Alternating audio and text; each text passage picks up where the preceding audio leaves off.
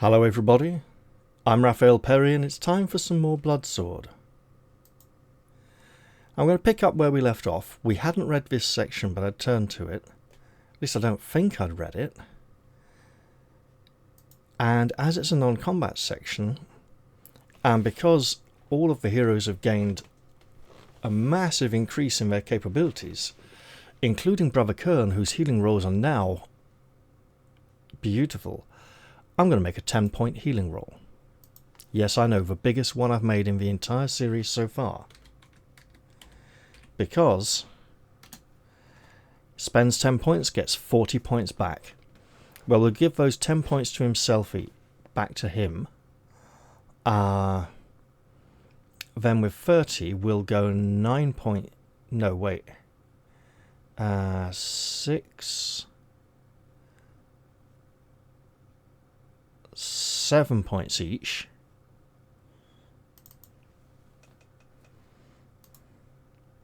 Will take us to 28, well 38, then 2 left over, so 36, we'll go 37 for Warrior, so he gets one of the 2 extra points. Remy will go to 29, 30. 29 for Brother Kern, and 30 for Ariadne, although she has no armour.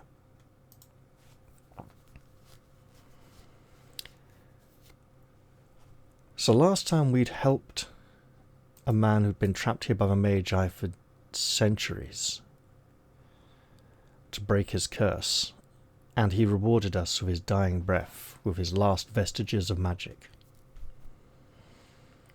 The door opens onto a staircase that leads upwards.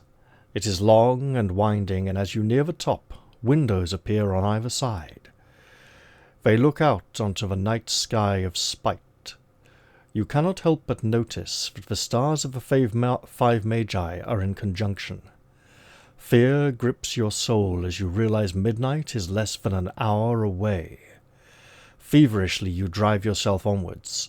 There is little time left. Eventually the stairs level out. So, while there's a lot you can do with an hour, if Hollywood movies have taught us any, there's a lot of action you can cram into an hour. If 2-hour, 110-minute Hollywood movies have taught us anything about fitting action into time, there might not be that much adventure we can fit left into an hour, at least not in terms of physically traversing the space and travelling around. That means we've got to be getting close. And there's probably still a whole lot of nasty encounters we haven't had yet.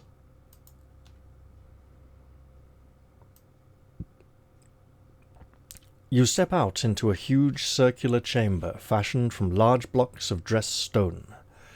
There are 5 doors set into its walls, all around, in addition to the way you have come. Each is marked with the astrological symbols of one of the shooting stars of the True Magi, and adorned with patterns and sigils in appropriate colours: red for red death, blue for blue moon, white for white light, sickly green for plague star, and gold for gift star. In the centre of the room, a circular block of gleaming steel has been set, almost 2 meters in diameter. At its centre is a large, irregular hole that looks like a huge keyhole. We can go through one of the 5 doors. For red door of red death, blue door of blue moon, green door of plague star, gold door of gift star, of a white door of white light. If we have a homunculus with us, which we do not, we could consult with it. I wonder if we could have got that from the ancient castle we visited. Probably not. Okay.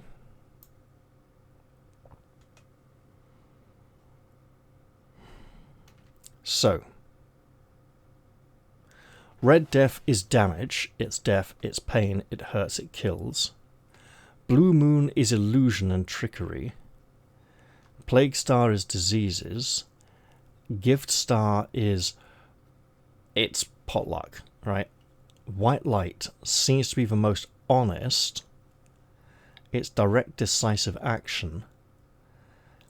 I think that's the door we should take, especially as we thought the last location was a trap set by the white light.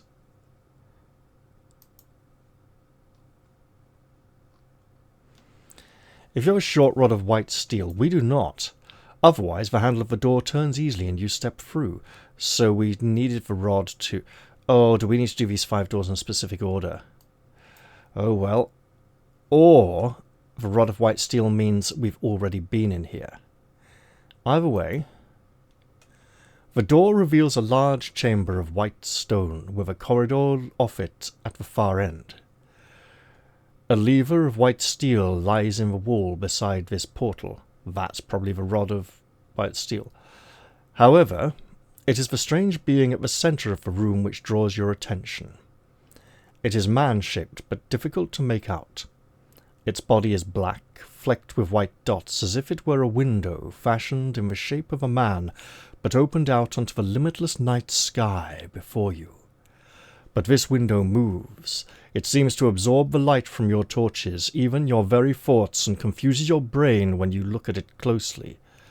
When you look too closely at it, but the sage can use paranormal sight, maybe even closing his eyes. You recognize the biophage from Claudio Fiorillo's Forgotten Bestiary. It is a legendary creature that feeds off all life forms by absorbing the essence of life into itself, starting with thought patterns and nervous energy until the victim is drained and inert. Then it absorbs the physical body. It is known to be susceptible to heat. The spells Volcano Spray and White Fire will do 1d6 extra damage against it. And they're really easy to cast. Which means...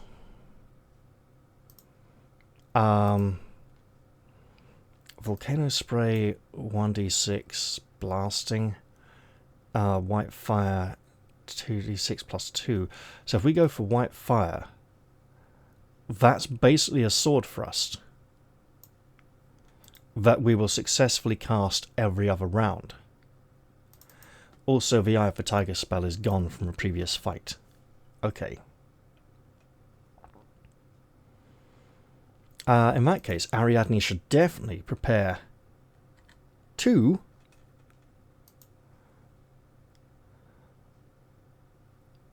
sword thrust spells, right? No, White Fire.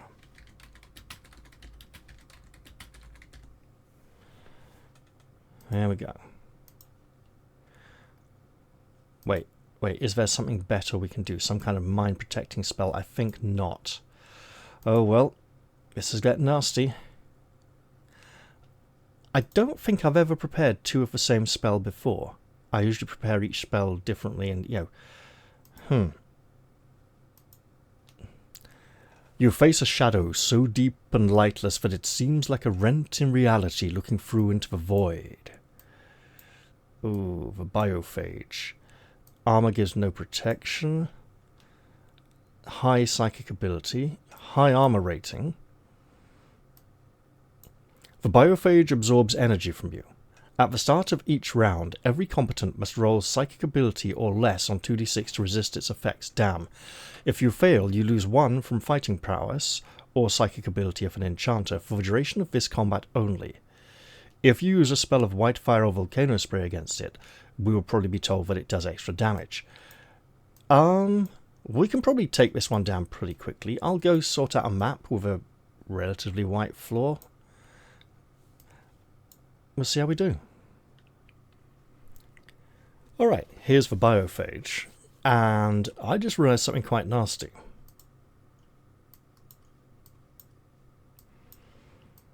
At the start of each round, each combatant must roll psychic ability or less on 2d6 or to resist its effect. If you fail, you lose 1 fighting prowess or psychic ability of an enchanter for the duration of its combat only. The nasty thing is this is going to stack, right? It's going to get progressively harder and harder, which is what's going to make it nasty, and then when it's defeated, we'll get all our energy back. I initially read it as a one-time thing, like you get the condition or you don't, but no. So initiative is once again basically Remy, then everyone else. I think what we're going to do... Oh, wait, we could shoot an arrow. We have magic arrows, don't we? Right, well, let's start with everyone's psychic resistance rolls. Remy. 8 is not good enough, so we will temporarily... I was just going to like write a note at the top to remind me, but because it's continually decreasing, that's not great. Ariadne. Which means that preparing multiple spells with her at the moment would make her very vulnerable, so we really want to limit ourselves to one spell at a time. Sir Alwyn. Unsurprisingly, that's a failure. That will drop his fighting prowess down to an 8 and a 12. 11, because that's not confusing at all. And Brother Kern resists its effects. Good. So initially, I want to rush at this thing and strike it with as many blows as possible. I can't quite get everyone in one round, so Remy will come up to here. Actually, with an awareness of 9, he can go 4, 5. Brilliant. Get in there. Slice at it with your non-magical sword. That's a hit. And he's now on extra damage. Wait, is that correct? Because, yes. Yes, it is. Right, okay.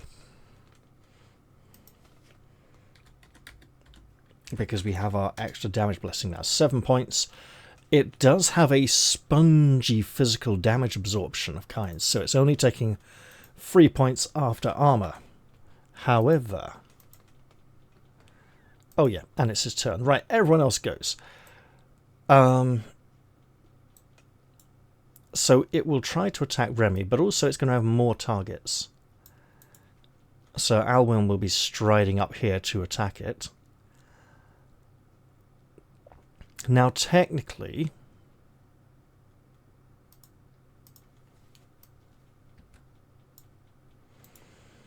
they begin their move at the same time as it starts making its attack on Remy. They arrive and make their attacks at the same time as it finishes its attack on Remy. But I'm going to generously suggest that they all move in here, then it chooses a target. Top to bottom, D3. It goes for Sir Alwyn. Let's have the biophage attack first, right? A 9 will miss. Let's pop her bottom here. So it's missed. We'll have Brother Kern attack next, because he's got a quarterstaff. This is like the outer magic of space. He hits it somehow. The emptiness that is not a man. Let's see some damage then. 9 points is going to be 5 after armor. We may make short work of this thing yet. So Alwyn will strike at it with the blood sword. He can now miss. He does not. So 46 plus 3. This should make a sizable dent. Yes, 16. We'll take off 4 for armor is still 12. Knocks it down to 10. I might not have needed to... he will kick it. No, he'll like body slam it up against the wall for his unarmed attack. Because hey, let's have some narrative fun here. Oh, he does. 2d6 plus 3. 9 more, so 5 after armor. Yeah, this is a very short fight indeed. And then Ariadne needs to roll 1d6 plus 1 and get a 7 or less. So she automatically casts a white fire spell, restoring her current psychic ability to an 8. Will remove 1 white fire. We've been instructed this will cause an additional 1d6 damage, but we also are instructed to turn to 1 minute 410, just in case. We should be directed back here. Turn to 307. The biophage is vulnerable to heat and takes an additional 1d6 damage from white fire and volcano spray. Armed with this knowledge, turn back to 410 and roll the damage and end the fight. Volcano Spray is 2d6 plus 2, so... sorry, White Fire is 2d6 plus 2, so 3d6 plus 2, 1 point short of a Sword Thrust spell. 17 damage. We will take off the 4 for its armor. It's 13, it's got 5 endurance left. It is obliterated. That was a very short fight. I'll pop it off to the side here, clear the initiative window, and restore lost fighting prowess to 2 party members.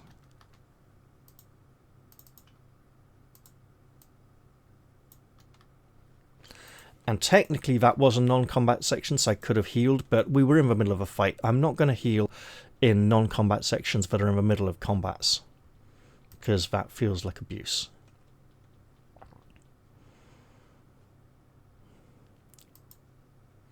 The biophage lies dead before you. There is a white rod set into the wall behind its carcass, which you instinctively grab for. It comes away in your hand. Note it on your character sheet and that it has the number 16 engraved upon it. Further on from the corridor ahead you hear a crumbling roar of falling masonry. You hurry down it, curious as to what caused the sound. Maybe we should just be leaving, but we'll give this to Brother Kern. White Rod 16.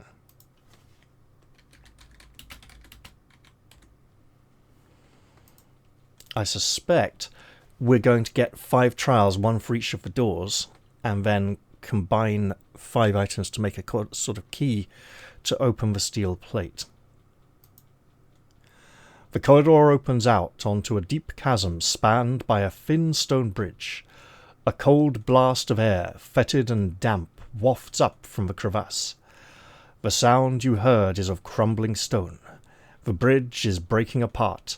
Every second, larger chunks of rock fall from the bridge into the chasm where they whistle away into the silent depths. Will you head back to the Chamber of Doors or run on to what bridge is left and leap out in a desperate attempt to reach the other side? Choose now, your chance is fading. Oh god, White Star is about decisive action, not dawdling. Make the choice now. Right. Ooh, go back to here.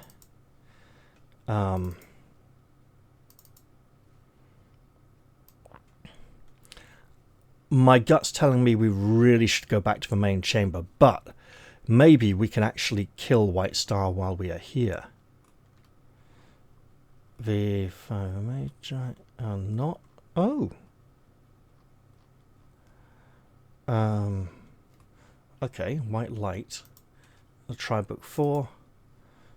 Book 2 if we must.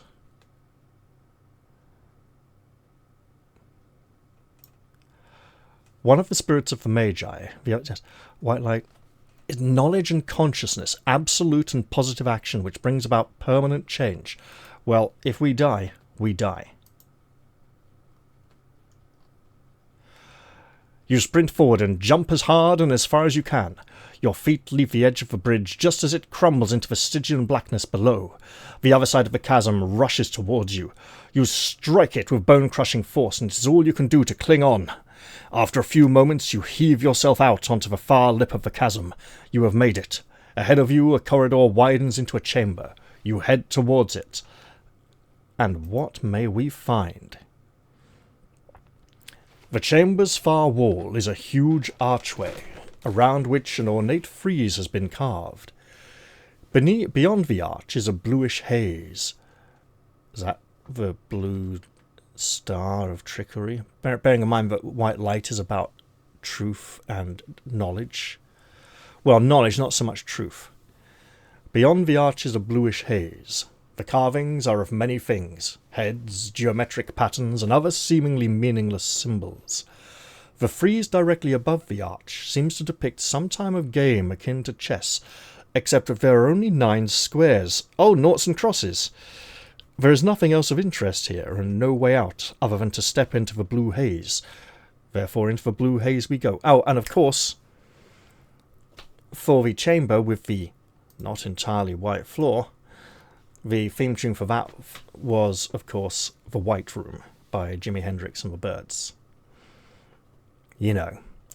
In the white room with black curtains in the station. Yeah. Into the blue light and, well, into the blue mist we go. It's not a purple haze, it's blue. As soon as you enter the haze, you feel a surge of nausea and everything goes black. Suddenly you find yourself back in the room of many doors. So if we tried to retreat, would we have been trapped as the whole place collapsed? I believe then we made the correct choice. If you have 5 rods coloured red, blue, red, white, green and gold, specifically in that order, blue are not alphabetical order, we do not. Otherwise, we can go through any of the other 4 doors. We've done the door of white light already, and if we go there for white rod, we'll probably be told, don't do it, right? We have no homunculus. I wonder if we can get it from behind one of these doors. Okay, now hang on.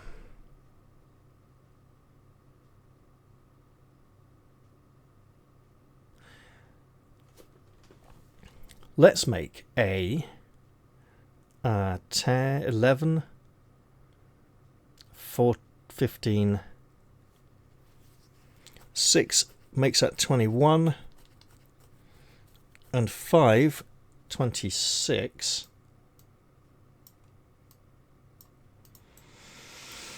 Let's go for an 8-point healing roll. Spend 8, get 24. So we got 16 points to spread. That's going to be 4 points each for everyone. Puts us all much closer to being fully healed. Again, this renewed healing power for the sage is phenomenal.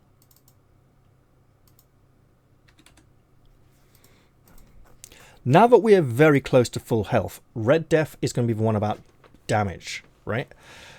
It's been damaged so far mostly. Let's take that door.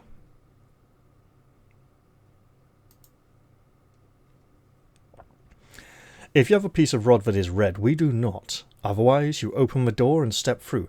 Maybe it'll even be, you look at this door and say, don't, oh, it's literally just down here. The door will not open no matter what you try. Hey, because we've already done it. You step out onto a thin walkway that spans a vision of hell itself. Blasts of heat air buffet you. It is like walking into a solid wall of heat. A narrow stone walkway leads out across a pit. At the other end of the walkway is a door. Looking down, you can see roaring flames that lick upwards as if reaching for you. No, it's not only your imagination. You can make out forms moving below you.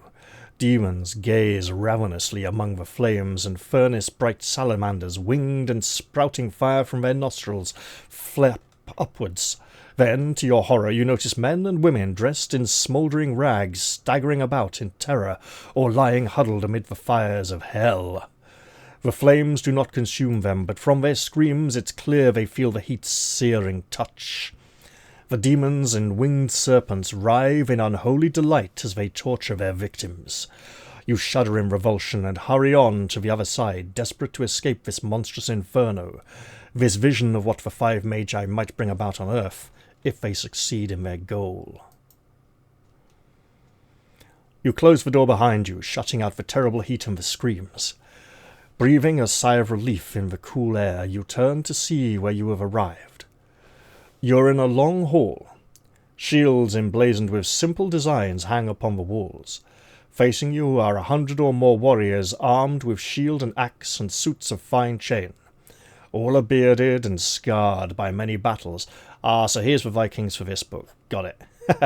You fear a fight, but instead of attacking, the warriors raise their axes in salute. The foremost of them hails you by saying, "We stand ready to protect you from your foes." Before you can ask what he means, you get your answer. The 3 large doors at the far end of the hall burst open. Through them come 3 awesome figures armoured from head to toe in steel plate that fairly bristles with spikes and barbs. Chaos warriors, man. One wields a great halberd as red as blood, another a huge battle-axe dark as coal, and the last a great barbed sword of shining steel. We're here for the Red Death. The bearded warriors wheel and, as one, surge forward to attack them, but the 3 armoured figures carve a swathe of blood and bone with great sweeps of their weapons. The carnage is terrible as they slaughter their way towards you. The sight of them killing all who face them fills you with dread, and you are rooted to the spot as they draw ever nearer, their passage marked by a trail of bloody dismembered corpses. The 3 harbingers of death howl in triumph as the last warrior falls beneath their inescapable weapons. Yes, it's not inescapable, it's inescapable, which is really hard to pronounce. Just like apostate instead of apostate, like you get in all the Dragon Age games, where they're forced to pronounce it the American way for the American market. So, while we are held still,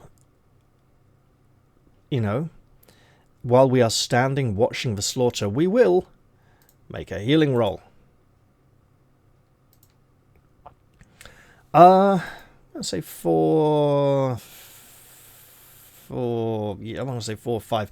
I'll go 5 points. Okay. Spend 5, get 10.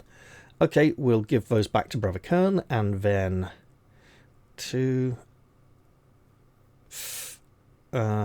We give 1 to Brother Kern and 4 to Remy. Puts him pretty much near to full. Now,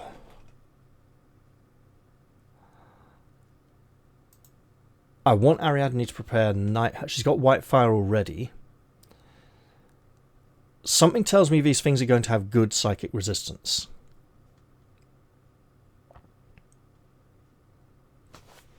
I just throw in a Nemesis Bolt for now. It's a good, reliable spell.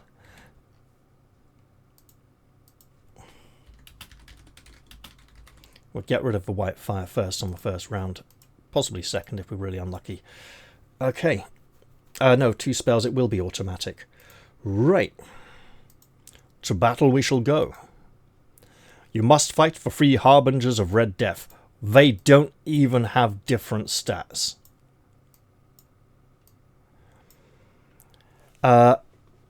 Oh, okay, they hit hard. Ah, they go before everyone except Remy. Oh, that's a... Right, I see it. Okay.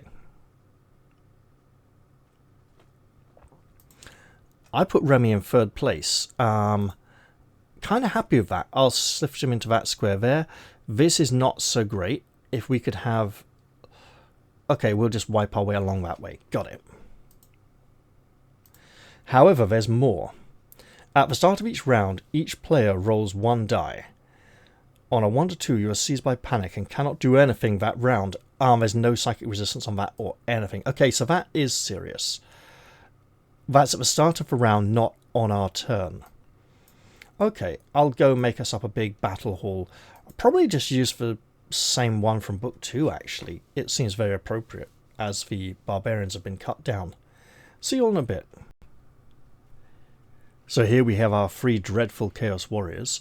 Now, I know we're supposed to be up here in the top corner of the room, but this looks much more epic and it looks better on the video thumbnail, so here we go. And we got the fire of the blazing Red Death blasting away. Just be aware there's a wall here, and a wall... Hey, look, there's a wall here behind the party and a wall here above the party, so it's just these squares are active. Now, thoughts. This fight is dangerous because we can lose our turns, and they hit really hard. We do have massive healing, but we don't want to hit now. If Remy doesn't get his turn, they could either all come this way,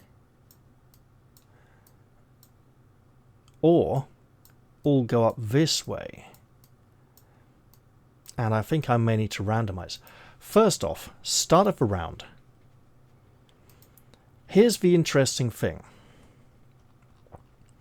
As with the previous fight, it's at the start of the round, it's not at the start of our turn. It would be more exciting and interesting if we had to wait till a hero's turn to find out if they were going to get one. So, going down the list. Remy gets a turn. Sir Alwyn gets a turn. Brother Kern gets a turn. And Ariadne does not get a turn. Okay, that's a little bit of a problem, but not massive. So, the question is then, if Remy moves down to here to engage this one could, two of them could go bundle on Brother Kern. He needs to get here. Oh yeah, actually start his turn. In terms of damaging, this one's going to go before either of these heroes. And we don't know who it's going to go for. If he moves into here, there's no point attacking this one. But no one else can reach this one either, apart from Ariadne with her spells. So let's attack the central Chaos Warrior. Remy, put that sword of yours to good use. Also, well, that didn't work. Right, the first Chaos Warrior will pick a target. Top to bottom. He goes for Sir Alwyn. Now, we could go up here. Or we could Rule of Death it, pretend we're playing Kingdom Death, and have him go to the most inconvenient place for players when there's multiple options. We'll do that. Sir Alwyn needs to chew his way through these, fighting his way round. Ariadne needs to blast in this direction as well, and Remy will need to start defending very soon. The Harbinger of Red Death. I haven't assigned their weapons. We've got the two-handed sword, the halberd, and I think a battle axe. But they've all got the same stat block, so I'll just keep them as it is. So,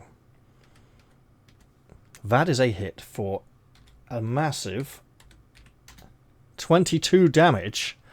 We'll take 4 on the armor and suffer 18, knocking us down to 23. Remember when I said I wanted to prepare the Night Howl spell? I think I still want to prepare the Night Howl spell. The second Chaos Warrior will attack Remy, who is very hard to hit. And the third one will attack him as well. That's a hit. Ouch. So, up to damage. 20 damage to Remy. He takes 2 on the armor. 18 knocks him down to 20 endurance points. Remy is now... Oh! If Remy doesn't get a turn next round, he doesn't get to go defensive.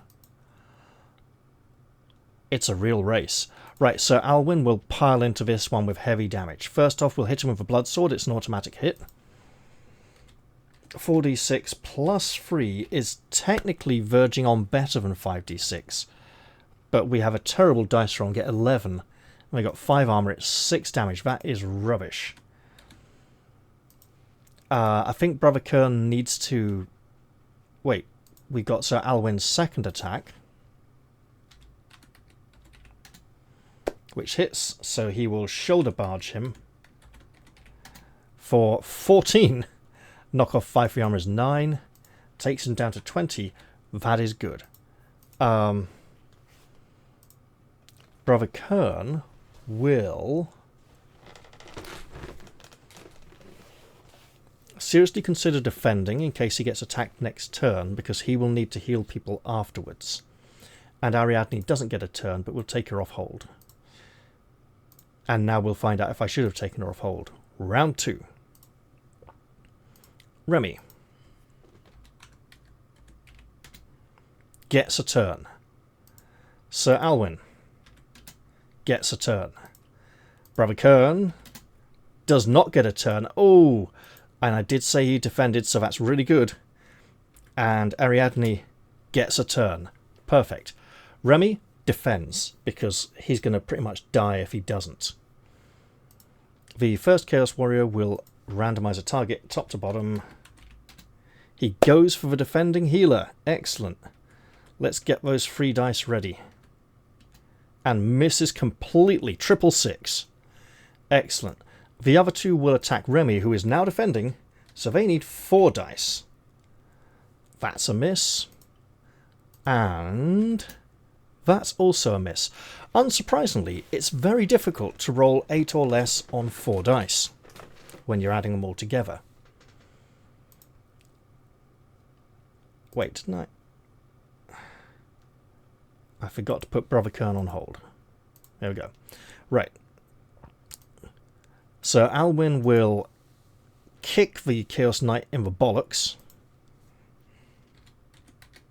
All's fair in love and war. He kicks him for 10 points, so he kicks him really hard. Look, that's 5 after armor.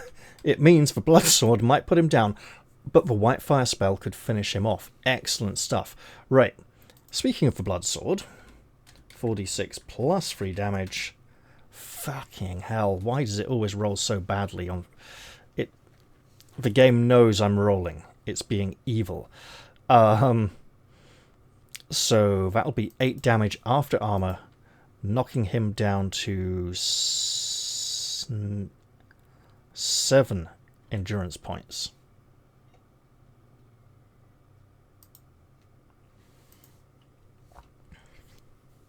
Also, it was 2 less than his full health, so he was reduced to 2 health more than his armor value. Ariadne will attempt to roll a 6 or less on 1d6 and cast White Fire and get it out of her mind.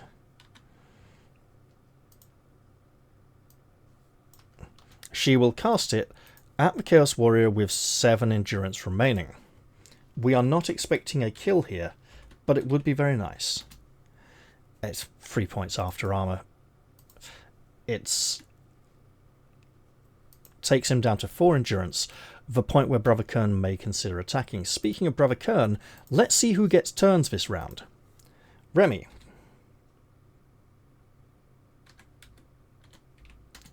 Gets a turn. He'll be defending. Sir Alwyn gets a turn. Brother Kern gets a turn. And Ariadne does not get a turn. Ooh, that potential Night Howl spell is further and further away, but a Nemesis Bolt will be forthcoming. Okay, Remy defends. The first Chaos Warrior picks a victim, any victim. I just realized, yeah, he goes for our defending monk once again. Excellent. Please miss. That's a miss. That's great.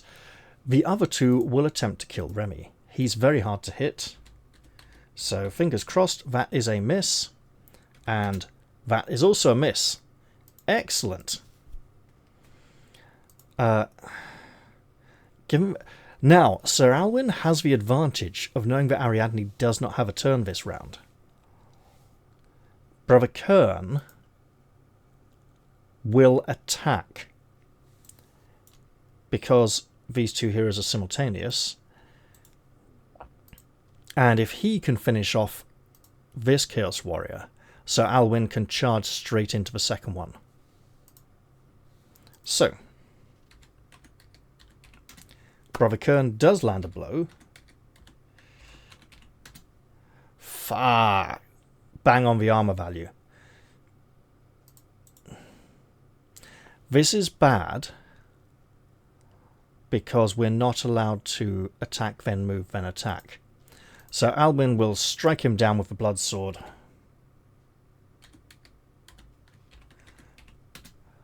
$16. We get a respectable damage roll, and that Chaos Warrior is destroyed.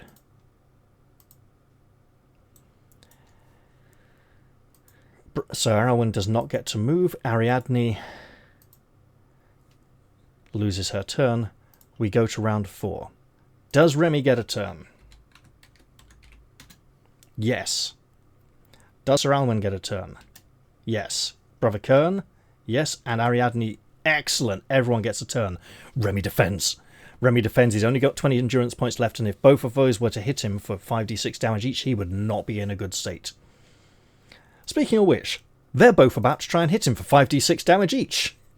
The first one does not do so, and the second does not do so. Once again, when they're rolling 4 dice to attack, they're having difficulty getting below a 16. This is fine by me. Everyone gets turns. Brother Kern will defend rather than place himself in harm's way at the moment.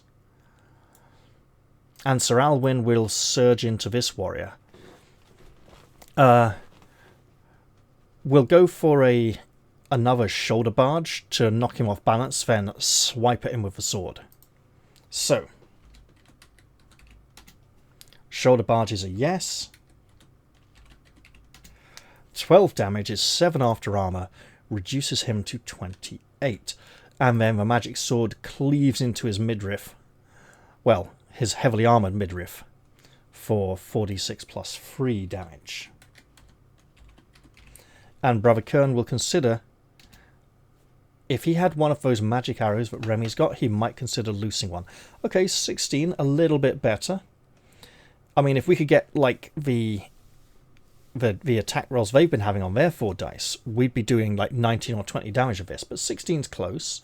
So 11 after armor takes him down to 17, at which point Ariadne will attempt to cast Nemesis Bolt, which is a complexity level 5 spell. So d6 plus 5, looking for an 8. So 50-50. 1d6 plus 5. We get it. Rolled a 1. Straight into the wounded one.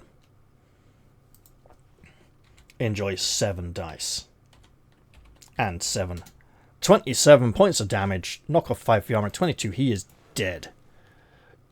Almost wish we'd done it to the other one now. Ooh, okay. Round 5. Does Remy get a turn? Yes. Sir Alwyn? Yes. Brother Kern? No. Ariadne? Also no. Okay. Well, Remy defends. The Chaos Warrior attacks.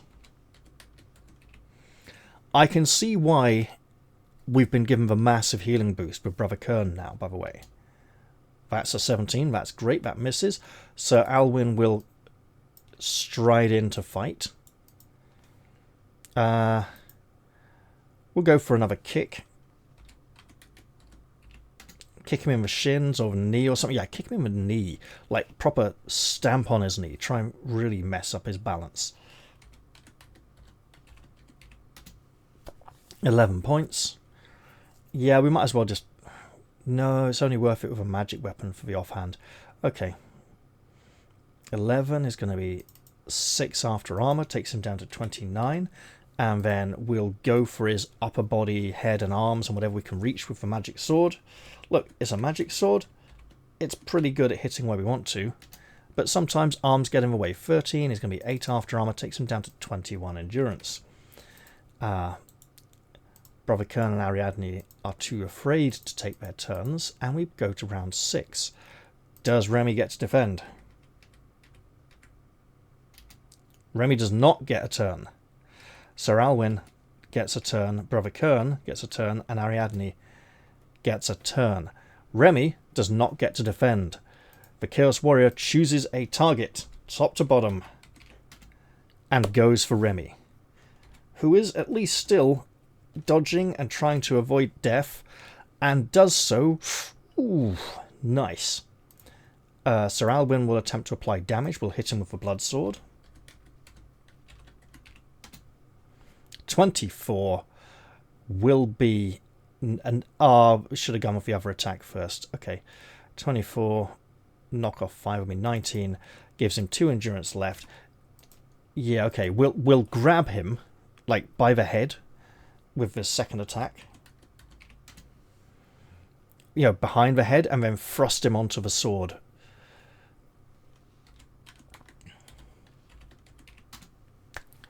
So a sword delivers the killing blow. Oh, my goodness. A tough fight because of losing turns and thus losing the ability to defend ourselves. Let's reposition and enjoy the spoils. Wow. I mean, we expected Red Death to be a heavy damage word. If you have the code word sword, we do not.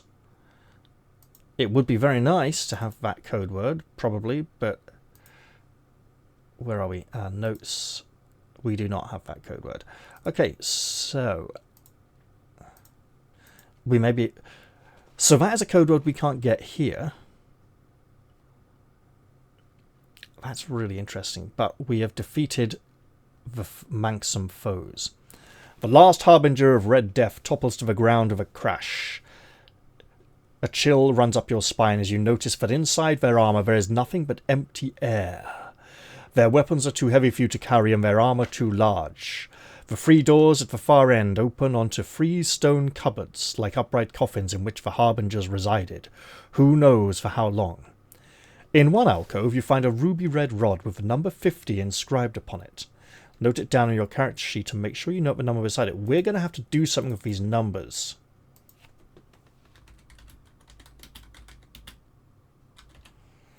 And of course, the ruby red rod decides to be called Ruby Rod and ruin the last half of the 5 elements by screaming for the entire remainder of the film. First half of that film was good. The second half was Ruby Rod screaming.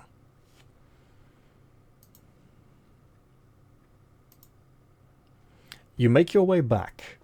Oh, wait. Before, I was going to say, we'll throw in a 10-point healing roll because we really need it. Got 50 points back, okay. We got 60 points, so we'll give back our 10. 18 to the warrior.